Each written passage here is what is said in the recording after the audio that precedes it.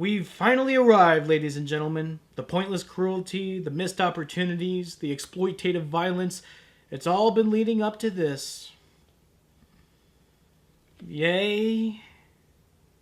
Looking back on what I said about the first two parts, I realized how much I was repeating myself. There's only so many ways you could talk about how Genocyber loves to kill off its own characters in gruesome ways, and still have something new to say. But at the end of the day, that's really what the entire series boils down to. Repetitive and meaningless gore. If the first part missed too many opportunities to be considered adequate, and the second part was just boring and tedious, then the third part is just plain awful. The finale has all the same problems that the first two parts have, and still somehow adds even more problems on top of that. I don't believe in the god or devil that most people speak of. Can anyone but me have the power of creation? Ah, yes, I believe the actor is channeling everything he has behind this role. Unfortunately, he's channeling that character from Garzy's Wing. Although I'm looking for an employer, I would rather watch them make Tommy a success from the distance. It always comes back to Garzy's Wing, doesn't it? The first two acts didn't have a spectacular dub, but it was serviceable enough, and some actors really turned in some pretty memorable performances. The third act, however, is outright atrocious. There's not a single actor here who doesn't sound lost or wooden or both. Not helping matters is the fact that the God Baby hardly appears at all. Kind of a downer considering it's the title character of the entire fucking series. It appears briefly during the intro where it's explained that the world has been fighting it for over a century, and that as a final ditch effort to slay it, another super weapon is built that will battle it forever and ever. But that shit's going on the back burner because after setting up the scene, it shifts another 2 centuries into the future. Pick a setting and stick with it! At this point in the story, all we've learned about the character has either been completely forgotten or deemed irrelevant. Hell, by now, I bet you've forgotten about the Wild Child's sister, didn't you? So if neither of the sisters or the God Baby are our main character, who is? I can't help but hate the air in this damn city. I know.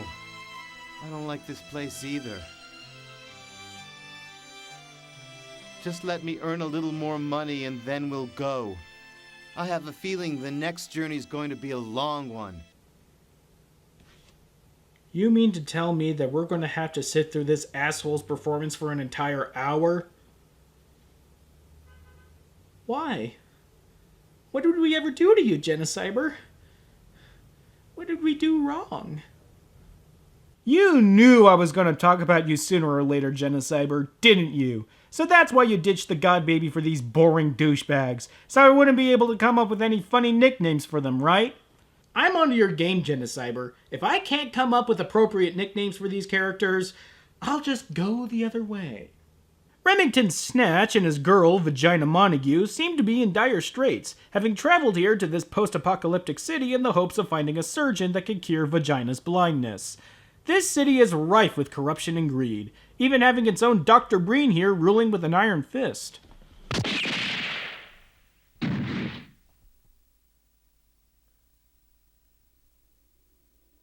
I've no use for incompetence. Radnick, you are now promoted. As of this moment, you are now the senior official of the Public Safety Office. Your first task is to find me more random suits so I can shoot them. I'm evil. Evil. Dr. Breen here has been trying to eradicate a growing rebellion, as well as a religious sect that publicly preaches about its deity, assumed to be the God Baby, and how it will one day rise up and cleanse the world in hellfire. How did this religion crop up? Probably for the same reason that a religion surrounding Akira cropped up. Nobody fucking knows. Master, why did God burn the earth? Oh dear Christ, they actually used a real child for this role. Gosh, Master, God must be really lonely. Not at all. He is angered when the devil takes up residence in the human heart. And yet they still found an actor just as bad as the kid? This is like if Jake Lloyd acted opposite Tommy Wiseau. Meanwhile, Basil Bonerlick and Sally Muffinbottom have been trying to earn money by plying their trade. Basil by throwing knives blindfolded, and Sally by being a psychic seer. How she has this power, I don't know, nor do I really care. Anyone found not fulfilling their civic duty faces loss of citizenship and confiscation of property. Citizens are asked to be brave and not to yield to the pressures crime puts on our society. Let's all help our peace officers. You'll really any pay way me we that can. much? Leave everything to me. Just do whatever I tell you to. And please don't ask why I singled you out for this job.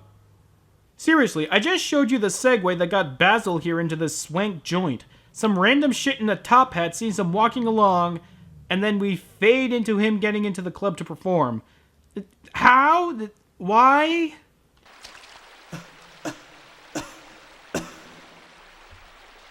How the hell did I get into this mess in the first place anyway? Are you trying to tell me that you have no idea either? You're the one in this mess, dipshit! What are you, a child? Look, I know the guy is supposed to be desperate for money, but you can't expect to trust a guy looking like this to be on the up and up. And sure enough, like a scene ripped from a Hostel movie, Basil is tricked into throwing his knives into a chained-up schmuck, and now he has to escape the city with Sally in tow. See, this is what you get for trusting strangers in top hats. Now, if the guy was wearing a flat cap, then you could have trusted him with a baby.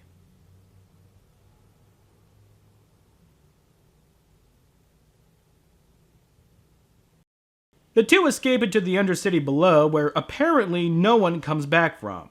The both of them wander around old New York before they collapse in on a cavern that has what looks like a statue of the God Baby trying to force its way into our world. It's revealed to Sally that the two sisters eventually grew wary of being in constant conflict with the world, and the both of them decided to fuck off elsewhere. So for like an entire century they could have done this and not plunged the world into dictator-led city-states. Bang up job, ladies. Glad you're on our side. And then things take a turn for the metaphysical as that one prophet from earlier starts sermonizing and explaining the origins of the God Baby. 100 days later, a great storm raged and smashed the body apart. And next, God gathered together the flesh of the beasts of the earth, and to this added one of his own bones. And lo, it became the second man. If all of this is just a fancy way of saying an asshole scientist tortured two sisters, then yeah, that's pretty spot on. And he stilled the motion of the earth and fertilized the seed with his own heart. And we are that seed.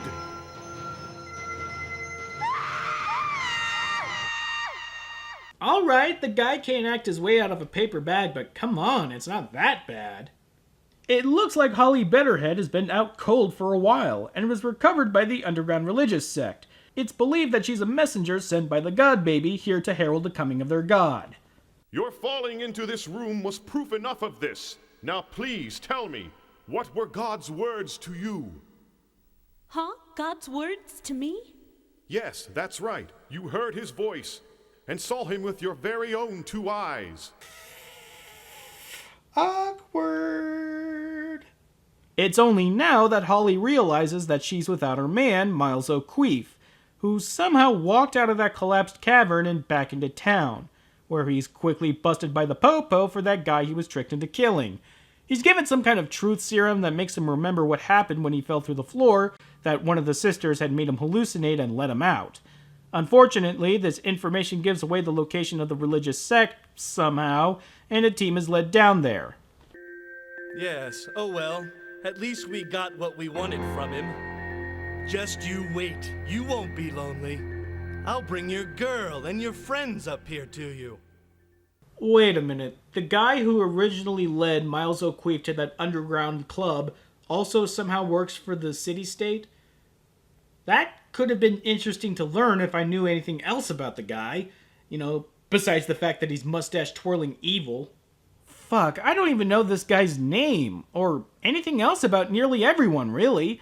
At this point, you might as well have a clock counting down to when God Baby shows up and wrecks everyone's shit. I didn't think it was possible, but the third act is somehow even more pointless than the second act. At least the second part had a focus on the main character. Here, there's nothing. In fact, the more you think about it, the third part kind of invalidates what the sisters went through in the first two parts. I mean, the death of the urchin, the crazy woman, the asshole scientist.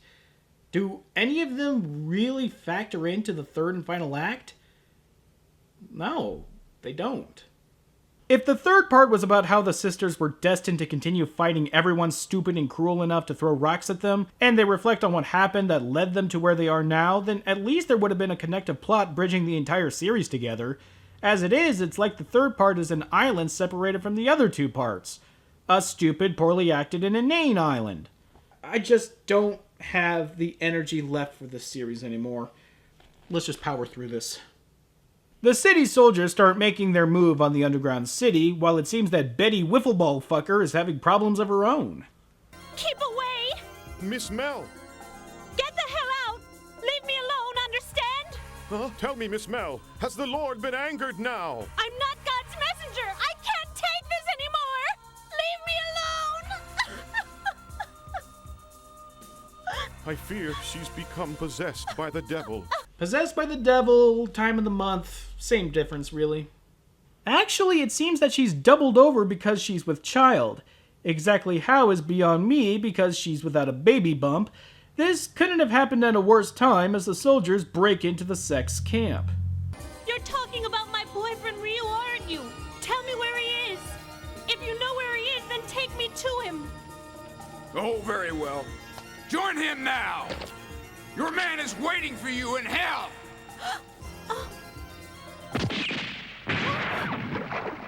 Oh, Lord! Miss Mel! God! Deliver us!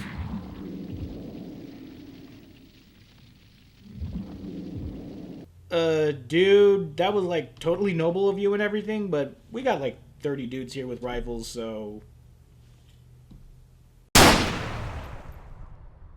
And so, while the rest of the city celebrates with a parade above, the people below are slaughtered because, well, Betty needs a reason to vent her frustrations and sick the god baby on the city. The life of the child I carry inside me will never be born alive. Oh no, big sister! This evil city. I want this city destroyed. Yes, the entire city, even the ones who had nothing to do with my or my boyfriend's death. Indiscriminate killing for great justice! And bam, the god baby finally shows up and pretty much levels the entire city in record time. However, it looks like Miles O'Keefe is not dead, and is scooped up by the god baby. Also, it looks like the thing has the ability to resurrect dead people, as Betty is poofed into being and led to safety with Miles in tow.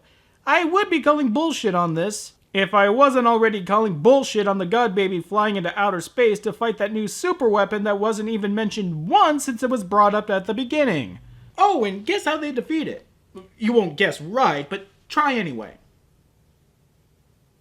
Yeah, I'm pretty sure you all got it wrong because none of you would have guessed that she literally froze the super weapon and it exploded. Some super weapon, huh? But it's all okay, because our lovely couple here survives. They're in a blasted wasteland and possibly hundreds of miles away from the nearest spit of civilization, but don't worry. Mr. and Mrs. Gambleputty, Devon Osfern, Splendid Schlitter, Crest, Kren, Bonfry, Digger, Dangle, Dungle, Dungle, Burstein, Von, Necker, Thresher, Applebanger, Horowitz, Tickle, Lensing, Grander, Naughty, Spell, Tickle, Grandlich, Grumble, Meyer, Spetzel, Wasser, Kurslich, Himmel, Eichen, Bahnwagen, Guten Abend, Bindet, ein Nürnberger, Brostwürstel, Geschputten, Milch, Weinmarsch, Luber, Hunsfoot, Gummerabel, Schonendanker, Kalbsfleisch, Mittelracker, von Kopfkopf of Ulm will be just fine. You know, this didn't deserve that Python reference. In fact, doesn't deserve anything at all. I feel like I wasted my time watching this, and I feel like I wasted all of your time trying to review it. I've said it many times these past 3 episodes, and I'll say it one last time. The best word to sum up Genocyber? Pointless. Just pointless. I guess after going through the entire series, I can see why people put this in the same company as Angel Cop and MD Geist, but grouping it with them is entirely misleading. Angel Cop and MD Geist can be fun to watch with the right mindset. Genocyber? Not so much. Enough is enough.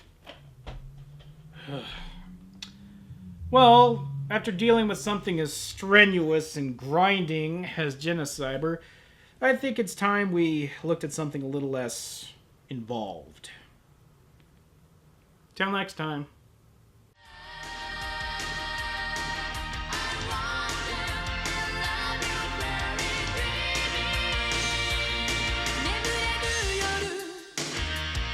星を数